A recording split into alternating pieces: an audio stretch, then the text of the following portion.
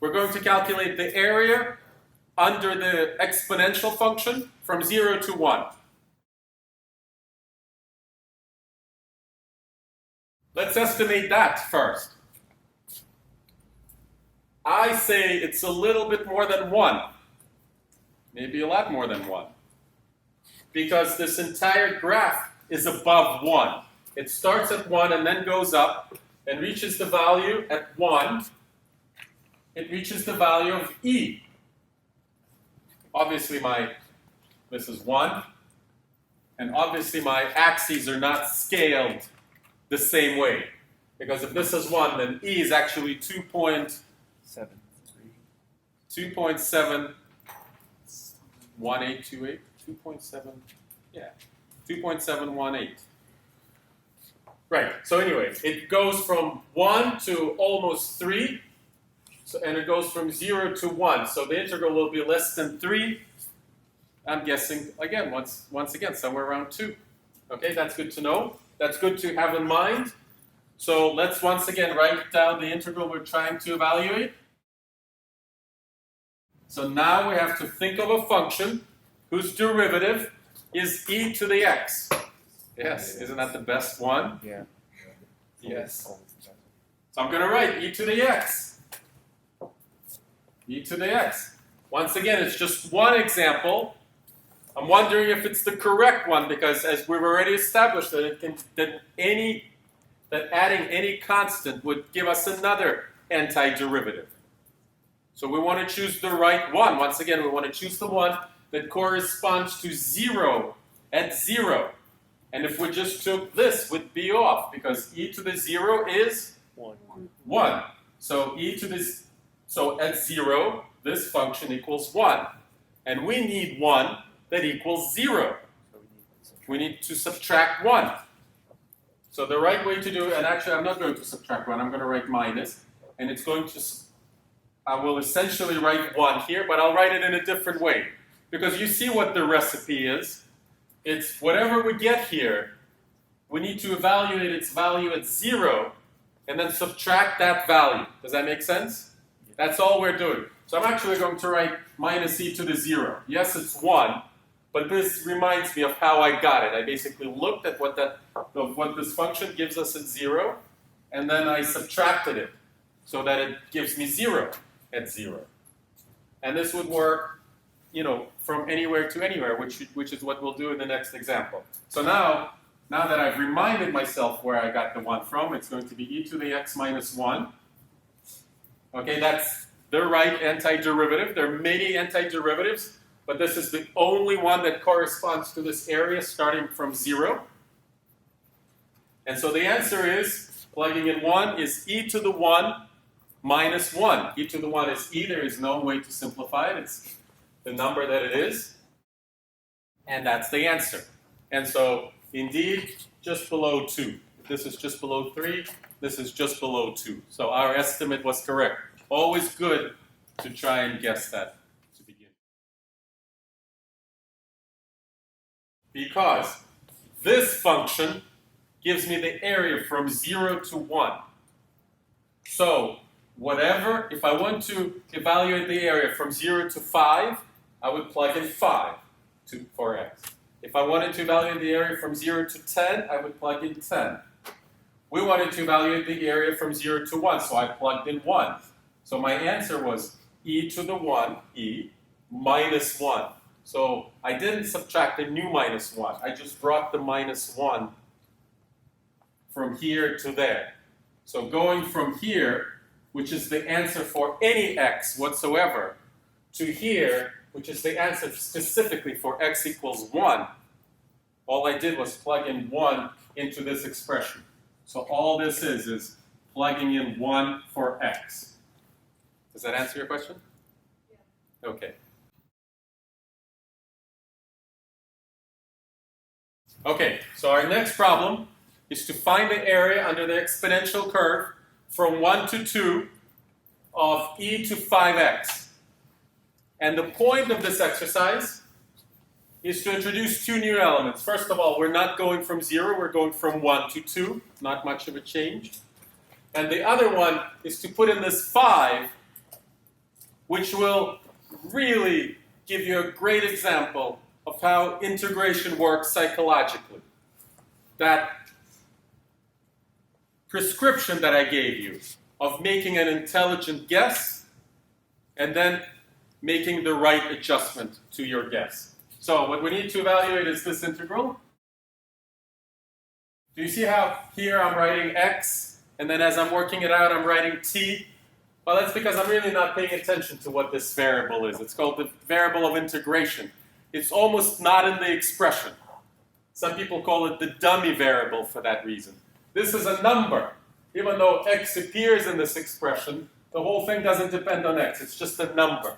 So I allow myself to be a little sloppy with the variable that I use inside. I just have to make sure that I don't use the same letter twice. So here's the thing. So mathematical notation is imperfect. The words we're saying are perfect, and then we write things that just give us enough of a clue to say the right words. But mathematical notation is by no means perfect. So it's always so very important to translate the funny symbols you're looking at into normal English words. Okay, but the recipe remains the same. We have to find a function whose derivative is e to the 5x. And rather than asking you for guesses, I'll do a guess because I want it to be wrong. And my guess, again, don't be confused by the letter t. We're looking for a function whose derivative is e to the 5x, because that's the function for which graph we're trying to determine the area. And my guess will be, because I know how exponentials work, e to the 5x. That's my guess. Because I know that exponentials produce exponentials when we take the derivative. And now I ask myself, is my guess exactly right? So what do? I take the derivative. And what do I get? Students who are ready for tomorrow's exam? 5 times e to the 5x. The chain rule. And by the chain rule, the derivative of this is 5 times e to the 5x. So I realize that the derivative of this is not what I want it to be, but 5 times more. So the adjustment that I make is 1/5. And that's really the only right way to do it. My initial guess was e to the 5x, based on nothing else but the fact that the derivative of an exponential is an exponential. So I'm just going to guess it's the same exponential. And now that I have this guess, I want to test it. Is it exactly right? And I take the derivative of this because that's how you test division, by multiplication. So here's how I'm going to test my antidifferentiation by differentiation. And I will take the derivative of this, and I'll do it in my head because I'm ready for tomorrow's quiz. And I will realize that the answer is 5 times e to the 5x. So I missed my target by a factor of 5. I want the answer to be e to the 5x, but the answer I'm getting is 5e to the 5x. So I have to put in a factor of 1/5 to make up for that near miss. So 1/5 e to the 5x, and that's correct. And I'll say, obviously, I say a whole lot more about this, but whatever you learned about integration by substitution, please forget it and relearn it the right way. If you're tempted to write u equals 5t, then please forget it. Okay, so we just essentially guessed it and adjusted it to make it exactly right.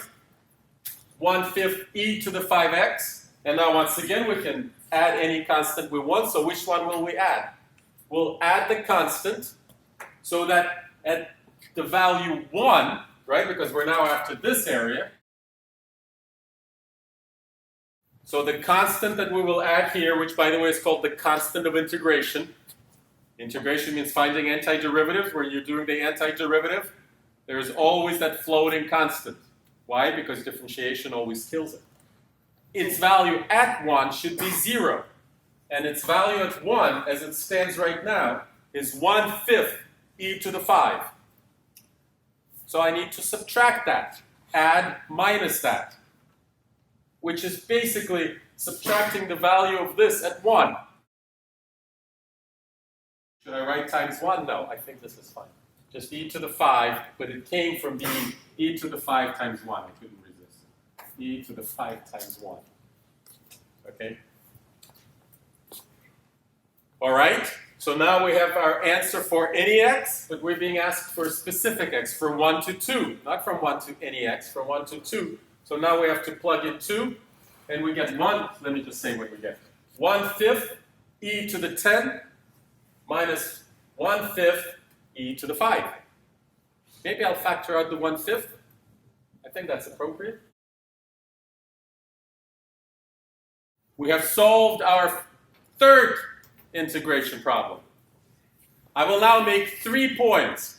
1, summarizing what we've learned, and 2 more that will be certain conventional adjustments to the concept of area. So what we have learned is that when we're trying to find the area under the curve given by, let's say, f of t, f of x, but under the integral I will write f of t so my letters don't mix. From some point A to some point B, what we need to do is find the antiderivative, which I will denote by capital F. So right here I will document what capital F is. Capital F is the antiderivative of x, of f. So we have to calculate the antiderivative, then make the adjustment. We have to, of all the possible antiderivatives, in other words, of all the possible freedoms with this additional constant, we have to choose the one so that at x equals a, the value will be 0. Whatever f we chose here, we have to subtract f of a. That's what we've already done 3 times. I specifically chose 3 functions where each one required an adjustment like that. And then all we have to do is plug in x equals b. So there's your vertical bar, although not in the way you're used to. Right now, I just use this vertical bar, meaning plug in b for x. Evaluate whatever I have here at x equals b. This is actually very common mathematical notation, which means evaluated at, a different use of the bar. So it basically equals f of b minus f of a. And sometimes it's this form that's called the fundamental theorem of calculus. This is actually the recipe that some of you who have already taken integration are familiar with. It basically says take any antiderivative, don't worry about the constant, take any antiderivative, evaluate it at a and b, and subtract one from the other, which can also be written in the form that you guys liked. So that's just a different form of writing, different way of writing the exact same thing. But the recipe is important. We kind of broke it up into 2 steps. Step number 1, solving the problem for any x, in which case you kind of have to use that same logic. You have to be a little bit more careful. But if the problem is from a to b, then the recipe simplifies. Find any antiderivative and find the difference between its values at a and b. Point number 2 is to make an important realization for what happens when functions are negative. We'll have to give something up because there are 2 concepts here that are inconsistent. First concept is our idea of area as something positive.